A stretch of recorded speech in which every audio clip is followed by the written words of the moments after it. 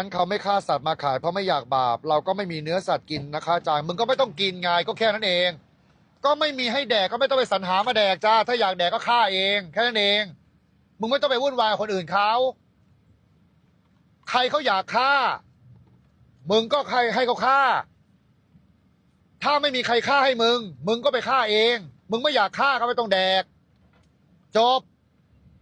ไม่ต้องมานั่งเว้นเวิร์กเขาไม่ฆ่าก็เท่ากับอาจารย์ไม่มีกินนะจ๊ะกูก็ไม่แดกไงจบเพราะกูไม่ฆ่าอยู่แล้วกูแดกผักแดกหญ้าได้ไม่เป็นไรกูกินได้หมดแหละแต่ถ้ามีคนฆ่ากูก็จะแดกอยู่งี้แหละทำไมล่ะ